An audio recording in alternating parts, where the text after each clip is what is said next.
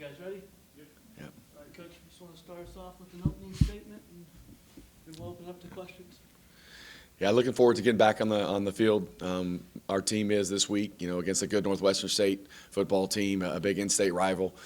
We had a practice this morning, and I think I think our team's determined to bounce back, and we've got a lot of improvement to make from last week's game, and then from this morning's practice as well. But just encouraged with our team in terms of how they took correction, and how we as staff, and coaches, viewed the film, and there was a lot to learn from it. And hopefully we can grow from there. And this week's a good challenge with Northwestern State. Like I said, Coach Laird has a huge history here at Ruston High, in the city of Ruston, and in Louisiana Tech with his family. Have a lot of respect for him and his program and what he's done at Northwestern State. There's a lot of kids that are on that team that know our kids, and so anytime that you have an in-state rivalry, in particular, I think in the state of Louisiana, it takes on another meaning just because of the passion, the culture of this state, the passion that the players, the high school players in this state have for their schools, and then also what football means to all of us here in Louisiana. And so it's going to be a big challenge for our football team, and a great opportunity, for us to get back out on the field and to try to improve as a football team.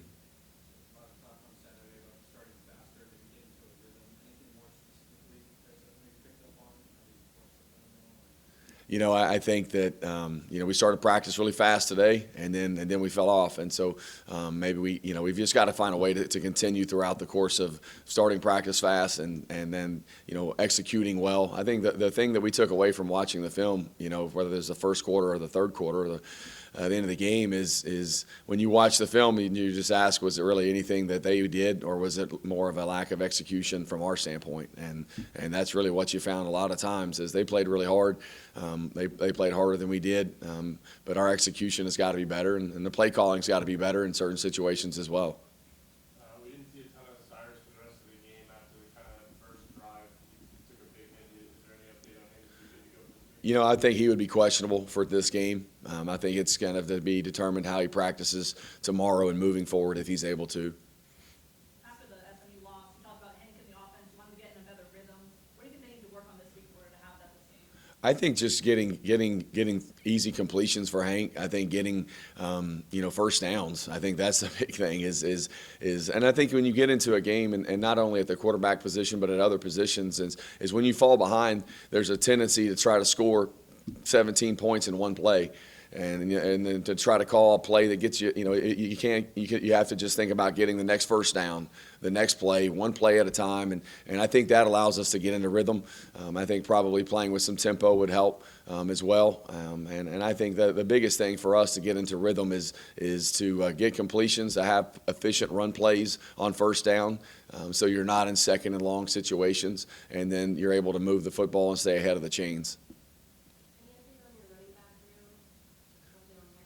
Yeah, I'm encouraged with Tyree. I would say, he's probably questionable this week. It's hard to tell. Definitely Marquise, man is going to be out again. Jarvis is probably, he's trying to fight through. Like, it's tough. He's one of the toughest kids we have, and he's probably at 70%. But he's out there practicing some. But he needs practice reps. He's a player that needs to get a lot of reps in the course of the week to give himself the best chance. And so, Tyree was out there today, and so we'll see how he feels Wednesday, Thursday, and moving forward. And it would be nice to be able to try to get him back and at least in a limited role to give us a little bit of a shot in the arm there. Talking about the running backs again, I know you have some freshmen out there who are having to step up, but only 28 yards against SMU. What do you need from them to get more productivity to open up the passing game too? Well, I think some of the ways that we attack the run game from a scheme standpoint, we've got to be a little bit better and different and play to the strengths of Jacob, play to the strengths of Keith and of Moody, and then, Jarvis, at 100%. We saw what he did in the first quarter against FIU. We just got to get him back there to that mode.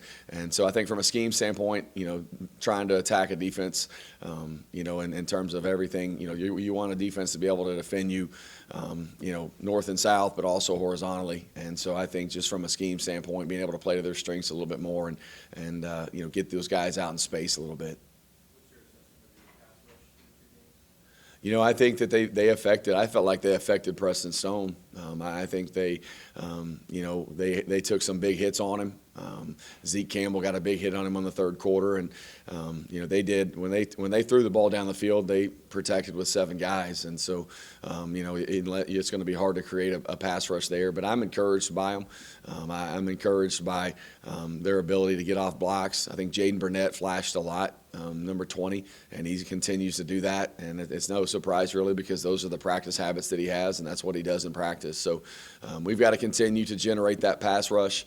I think you saw David Blade, number 90, get in the game late, made some plays in the run game, and we've got to continue to establish depth at that position, and that was the question mark in that position is I think quality depth. We are deeper at that position. It's just finding out who can do what, because there are a lot of new faces in that room, whether it's on the edge or inside. And so I think you saw a guy like Jaden Gray that played a physical game, number 7 coming in. And so we've got to have those guys continue to come on and have quality, productive reps because it helps the others. It helps D. Hall, Michael Clark, Rayson Williams, Jaden Burnett, that they don't have to play 70 snaps a game. And so we have to continue to bring those guys along and to try to make them better players in the run game, but also to affect the passer. 6 sacks on Saturday, and we mentioned also less than a yard a carry so far through 2 games this year. Is there an emphasis on the offensive line, just having them improve going forward? Yeah, that's a huge emphasis, and that was a huge emphasis this morning in terms of our practice habits. If we want to be an experienced group there, that has a lot of talent and just be a group that has a lot of potential, then we'll just not practice very well. But if we want to live up to our potential, we'll have great practice habits. Practice execution is our game day reality. You can sit here and slice and dice up sacks all you want to of on an RPO on the second play of the game, ball to backer, something we've done all the time on that standpoint. The route had to hold on to the ball.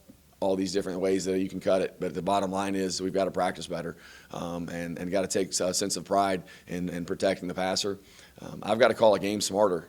That their defensive line was really good. Their defensive line was very active. They were long, and they were very good. And so when you have a defensive line like that, you've got to be smart how you call the game. And so there's plenty of room to improve on all parts. But from a practice execution, we've got to get better, and we've got to take a sense of pride in those types of things. We got a question from Zoom here from Ben. Coach, Michael Richard made his first start in the nickel spot on Sunday. I thought he was really good, especially for a true freshman playing his second game of the year. Evaluate his performance. Yeah, I think Mike, we call him Mike, did a phenomenal job. You look out there on the road, and that's why you try to get a high school, if you can, to get a kid to come here in the spring and to get a lot of valuable reps. Because when you watched him play in the spring, you could tell he was like a deer in the headlights. But he went through the summer, went through fall camp, and now here we are in our second game. And he gives us a ton of position flexibility from what he can do in terms of the nickel. He can help us out at high safety, at field safety, and boundary safety. And so I'm not surprised at the plays that he made. The guy has a ton of courage, and he made plays in high school. And I think when you think about, you look at measurables or you look at this or that, it's like the dude's a football player. Like he makes plays, and he practices that way, and it's not a surprise. There's things that he has to clean up from a technical standpoint that may get us exposed later on, but you put him in man coverage. He does a good job there. He makes plays in the run game. He's got to leverage the screens a little bit better on the perimeter a couple times, but really encouraged by how Mike has played and his progression in the secondary, and I think that he's made some really he's made a big impact on our football team in a short amount of time on special teams and on defense, and we've got to continue to have him do that.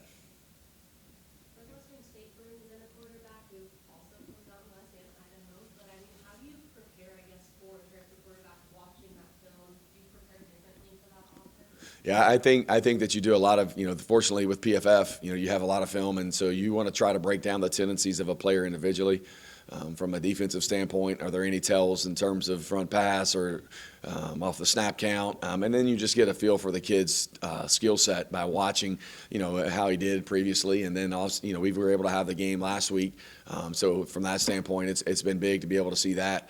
You know, that's the thing is on offense and defense is you've got one game to go off of, and you're basing it, so you're hoping that that's what they're going to do, but you never know. They might come out and be something completely different. We have to be able to adapt and adjust if that is the case. But, you know, I know that they'll play an inspired. They're a good team. They're going to play inspired, and Coach Laird's done a very good job with that program. That it? Thank you, Yeah. guys. Thank you, Coach. Thank y'all. Yeah, thanks.